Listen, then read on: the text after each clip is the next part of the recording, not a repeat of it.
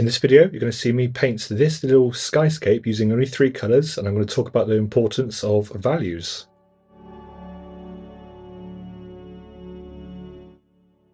So we're going to be working with values today, and how to mix your own black is by using ultramarine blue and burnt sienna, or burnt umber. I like burnt sienna at the moment. About 50-50 ratio, maybe a little bit less of the burnt sienna. I've also got titanium white there on my palette. And yeah, we're going to be working with values in this tutorial. You're going to see me from start to finish complete a painting. I'm using oil painting paper from Canson, and I think it's about 6.5 inches by 6.5 inches. And I'm just starting with my darkest tone here. Well, I'm going to be gradually adding white and playing with blending techniques using a brush and a palette knife a bit later on. So I hope you enjoy this little tutorial. So I've gone for my darkest mix there, but there's nothing in my painting. Oh, I'll show you the reference photo. I'll put it here for now, so you'll get a general idea of what I'm painting. As you probably know, I'm not going to abide completely by this reference photo. It's just a reference picture here to guide me and sort of hold my hands, but I will be changing up a few things because I'm allowed to. It's my photo, it's my painting, and that's the beauty of oil painting, in my opinion. So I'm not sticking to everything that I see specifically on the reference photo. I like to play around and change things up a bit. Anyway, so I'm not going to be adding a totally dark value in this painting. Values are really important. I think they're more important than actually getting the colours right. I think depending on what you're painting, 3 to 5 values is great. There are artists and painters that say as many values as possible, which is fine. It will just make your work not so flat, so it will sort of appear more 3D.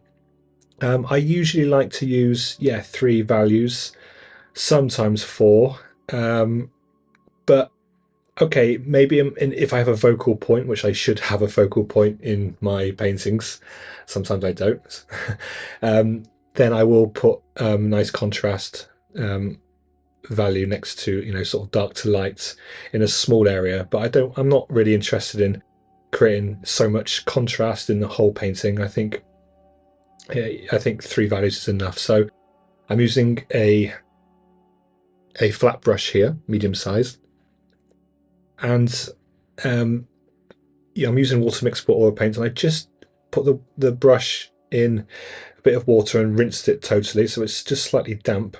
The brush, I mean, not damp. I mean, it's just not dry. It's slightly wet, and just begin by applying the paint from the sky in the background. And to go a bit dark here, actually, so I added a bit of white just to lighten it up a bit. So yeah, I'm going to go a bit lighter as I walk down. The paint isn't so thick, but it's not so thin. It's kind of in between. I won't be doing much to the actual sky itself. Very basic kind of sky. I want to really play around with these clouds that you'll see me do later, and there'll be slight sort of blending techniques and some thick impasto paints applied using a palette knife. This was so much fun. I love these black and white studies without actually using the color black. I never use black in my paintings, but these are so much fun. And I'm also squinting. I have my reference photo on the left on the computer, and I'm also kind of squinting a little bit more just to on the actual picture, just to sort of see what's dark and what's light, basically. So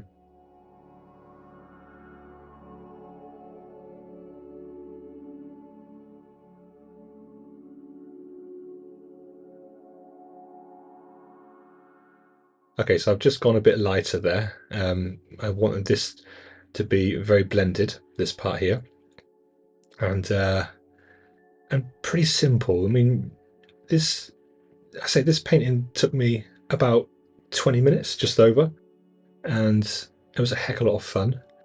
And yeah, I got to play an experiment. Like I really love working on these small studies. If I haven't mentioned it before, well, I have mentioned it a few times. These really do kind of like set me up for larger paintings, or paintings that will have more sort of detail. But yeah, I'm trying to keep these videos short. My last one was about 45 minutes long, and I got caught up in quite a bit of detail. Here, I'm just identifying almost my lightest tone already. Some some highlighted areas in between the clouds that I'll be adding in shortly. I also started off with a really rough sketch.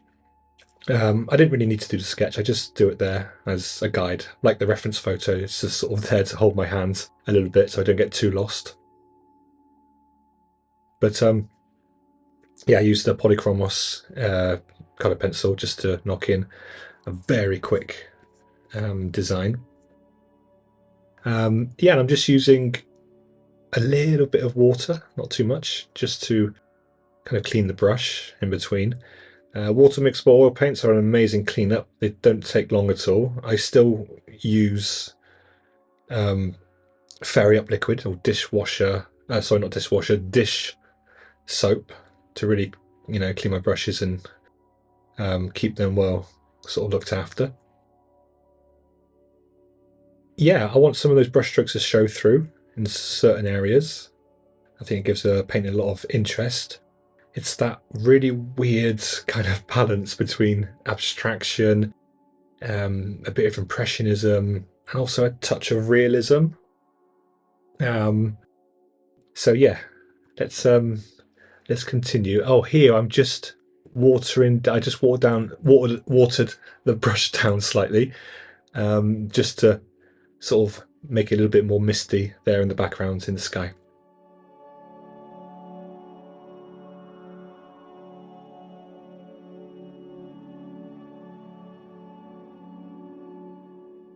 Okay, so my darkest part here is in the foreground in the mountains here. I did go a bit dark, and that isn't actually the darkest tone. So because I added whites before when I was mixing up um, the colours, but I just wanted it to be a bit lighter. I didn't want it too black, too heavy in this piece. Just a little bit lighter there by adding a bit more whites and trying to get a nice sharp edge here. Edges are really important in your paintings. If you can play with sharp edges and soft edges, then it really does make a difference in your paintings.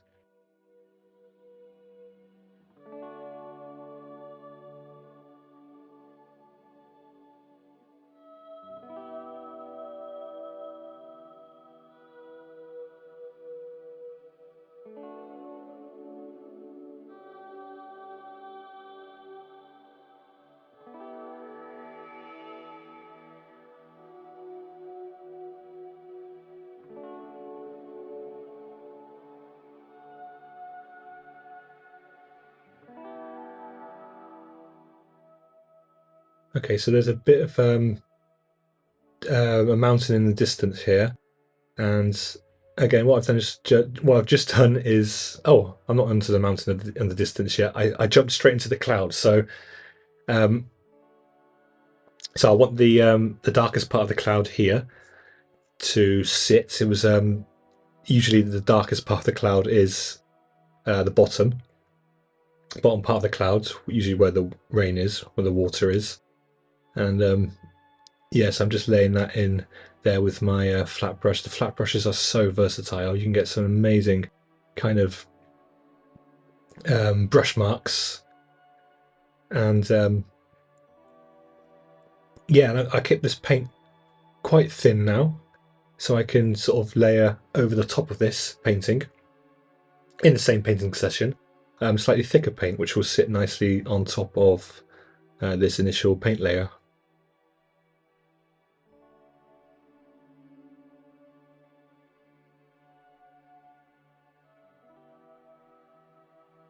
And these values, I mean, it really does teach you, these sort of value studies really do teach you how to sort of make your paintings more 3D. They are easier because it's just values, there's no colour, no different sorts of colours involved in the painting, and it's a great exercise in general, because in the reference photo I can see several values, perhaps four, even perhaps five values. So it was important for me to keep it simple. There is a general rule of thumb where you start dark and light and go lighter within the painting, like I'm doing here, but I do adjust things later on that you'll see me sort of perhaps make something a bit darker later on and go back over things. But I didn't want to overwork the painting. That's why I gave myself literally about 20 minutes just to get it down quickly, without actually rushing the painting. It was a great exercise, just allowing myself 20 minutes just to sort of finish it off, and that way I don't get tied down in detail, and I'm just enjoying the process really. So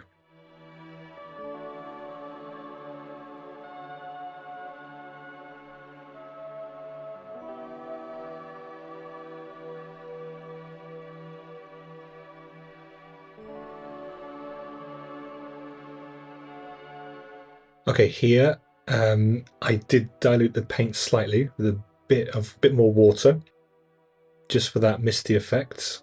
I don't usually dilute the paint too much with water, and but I wanted to, just to sort of make it so it's like it's right in the distance, and just to blend it out slightly behind the foreground mountain here.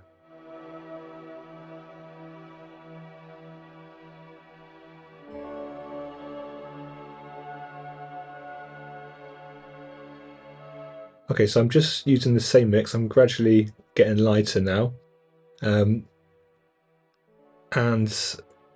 I want a lot of interest. I love these brush strokes that these flat brushes can achieve.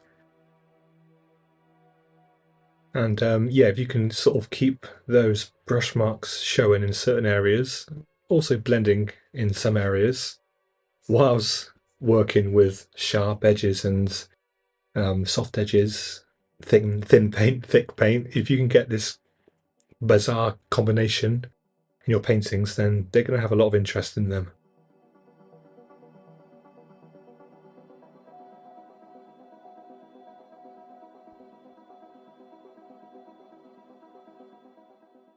Okay, here I've gone almost to my brightest tone, and just laying in really quite thick paints. Not going to be my thickest paint. And my brushes, this brush was cleaned throughout the painting session, so I get that true, that true almost brightest tone, and just start laying in really, and just sort of blending some certain areas. Clouds are a lot of fun to paint, by the way. I want to do some more sky paintings, perhaps in colour as well next time. But they're a lot of fun, clouds are. And when it comes to colours as well, clouds are all sorts of colours and textures and patterns, and they're really a really interesting subject to paint with oils.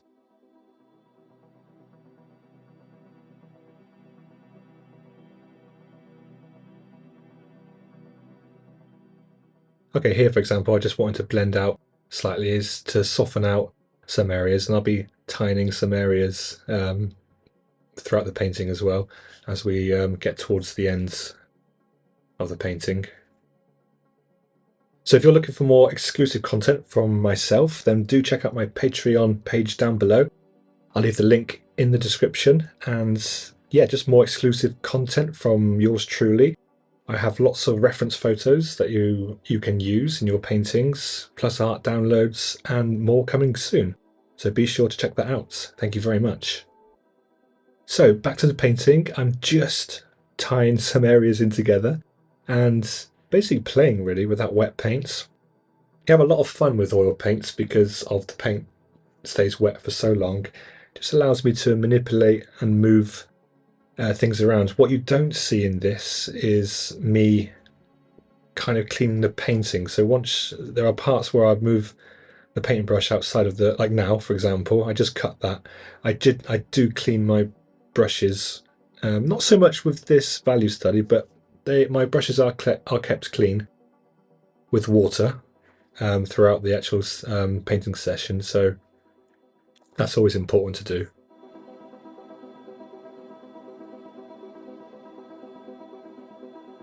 Here I'm just sort of trying to flick. I mean, the clouds, they're sort of quite misty and they blend into the backgrounds, and just give me an opportunity now just to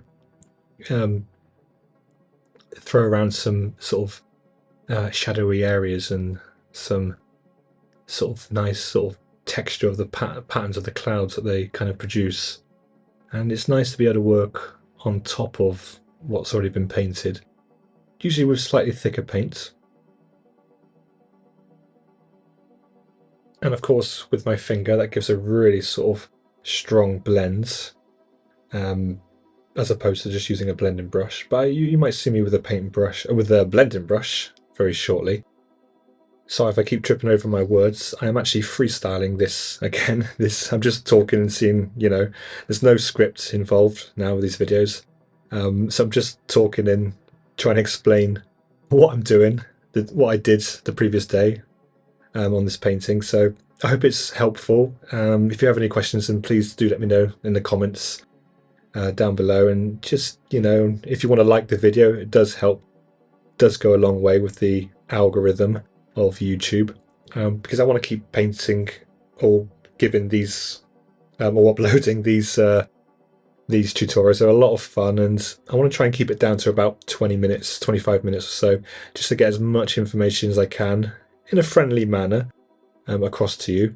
Now here, the paint is really thick, and I wanted it to be lighter, basically, so it's really easy for me to not keep pushing the paint onto the wet paint itself. I do in certain areas like there, but I mean, I wanted some really strong, thick paints, and that was pretty simple for me to use. I think it was pretty much titanium white with perhaps a touch of that dark mix in there. So just kind of like highlighting some thick areas. Now there's my blending brush. So blending with finger or blending brush itself, you have different effects depending on what you want to go for. So as I said, there's a stronger effect again. Just fun to play and, blends areas where you think are needed in different ways. So here comes my palette knife, because I am a palette knife ninja now. I like to think I am. And the thickest paint, pretty much. You can't get much thicker than paint used from a palette knife. And just my time now just to scratch in some areas and just really have fun and play, basically. Because this is what it's all about, these small studies. They're so much fun. And it just enables you to play and experiment and just have fun with the palette knife. So it's just a case of me scraping, adding maybe some dark areas like there, the edge of the palette knife, and using different sort of pressures to get different effects with the palette knife.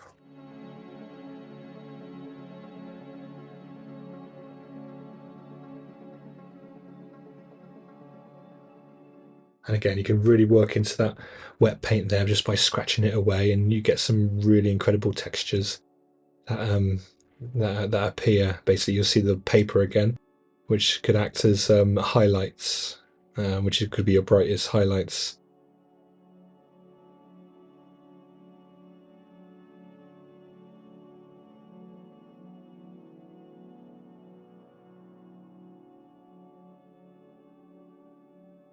Yeah, I just wanted to pick out some dark areas now, and this is me sort of like dancing around the canvas now. And so I usually work when I start the painting, usually what's furthest away and come forwards, and then I just dance around really and try and unify everything that's going on rather than working in one area again and in the same order and going back to the beginning. And it's nice just to, yeah, throw myself around. It does look a bit like it's out of control, but I kind of know what I'm doing.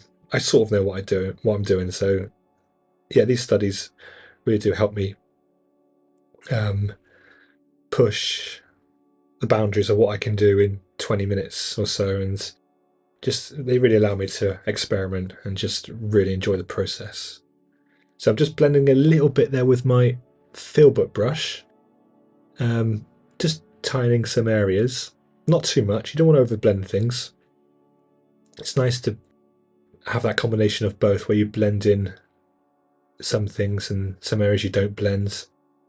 It just depends on what you're painting too. For example, these clouds, they are obviously heavily blended because they're clouds, but there's a lot of tones in between these, a lot of values between the blends. So you don't want to just put your darkest tone down and then your lightest tone down next to it and blend it all naturally, blending together. You want to try and get perhaps at least 2 to 3 values in between um, those those tones. So you don't want to. Then you can sort of blend slightly, but yeah, try and, if you're going to do this sort of study, then try and get your values in first from dark to light, and then you can blend a little bit, perhaps later on, and it will just make the drawing, the painting more 3D, I guess, more interesting.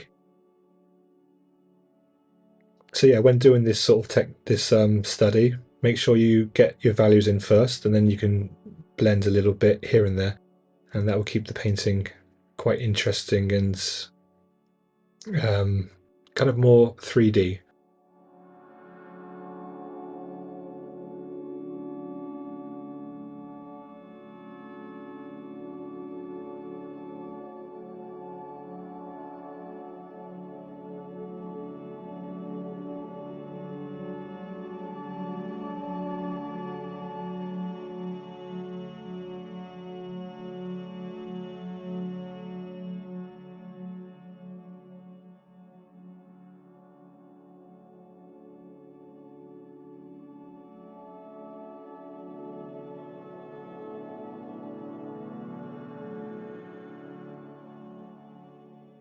Okay, I've got pretty much titanium white there, and um, I'm gonna change the angle of the palette knife because I saw this really nice sort of like fluffy clouds in the distance in the background, but they were like, it was like a line of them on the reference photo, and I kind of like that. They were more sort of fluffy on the reference photo, but I like this sort of kind of like thick line of white cloud which I can blend out slightly. And I thought that was really cool in the sky there.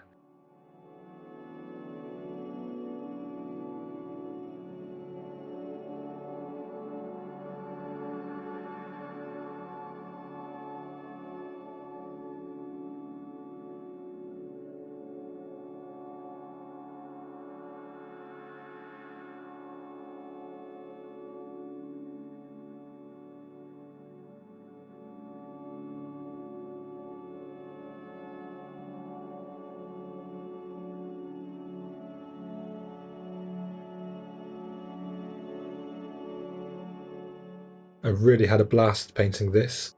I suggest that you try it as an exercise. Give yourself about 25 minutes and see what you can do with values. And you can mix your own black with ultramarine blue and burnt sienna, or ultramarine blue and burnt umber, and give it a go. It's an incredible exercise. I love the outcome. I really like black and white paintings. And yeah, I just want to say thank you so much for being here with me today. I've really appreciated the company. And yeah, go ahead and give the video a like, or perhaps leave me a comment. It really does help the channel out. The channel is growing slowly but surely, and I really hope that you learned something from this tutorial. And as I said, if you have any questions, then please leave them in the comments and I will answer them. Have a lovely day, and I will see you very soon. Take care for now, and happy painting.